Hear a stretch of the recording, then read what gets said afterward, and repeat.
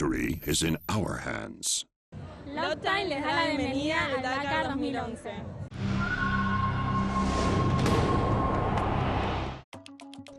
This Wednesday's special section was short on the menu for this fourth stage between San Salvador and Calama, a 554-kilometer-long liaison and only 207 kilometers of selective section.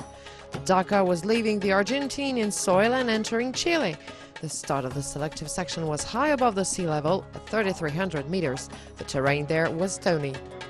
On Tuesday, Mark Coma and Nasser Al-Attiyah had won respectively in the bikes and cars sections.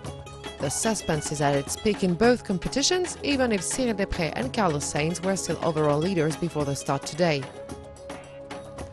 As usual, the bikes were first to take off, and Mark Coma's winner of the previous stage was the first to go, and he sure was heading fast on the track. The first checkpoint of the day was at kilometer 81. After the first 4 bikes have made it to this point, Mark Coma had collected the best provisional time.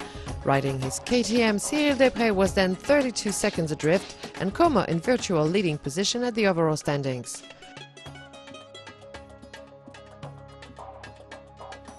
The rest of the race carried on going well for Coma, though Desprez managed to narrow the gap. But it was not a day for the Spaniard to let go of a victory. He finished 16 seconds ahead of Cyril Desprez, the winner of last year's event.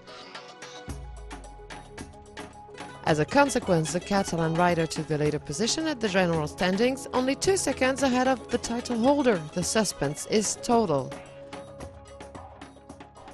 In the car category, Nasser Al-Attiyah was first to take off for this 207-kilometer stage after his win on Tuesday. Then Stefan Petter-Ansel had the misfortune to leave the track in the first part of the selective section, as his BMW's left door was damaged and the window shaking. The Frenchman, however, managed to continue at normal pace. And even more than normal, as the 9-time winner of the event was the fastest at the first checkpoint. In this competition between BMW and Volkswagen, David might just beat Golgoth.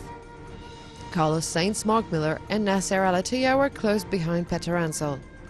He then accelerated and increased the gap with his pursuers. At kilometer 146, Petter-Ansel was 55 seconds clear of Carlos Sainz and over 1 minute ahead of Nasser Al-Attiyah. Could it be a first stage win for BMW in this year's Dakar? Except that Carlos Sainz didn't intend to let that happen, and he boosted his pace in the last kilometers. In the end, the Spaniard clinched the stage victory. Nasser Al-Attiyah finished second and Stefan Petter-Ansel was third. The Matador remains at the top of the standings.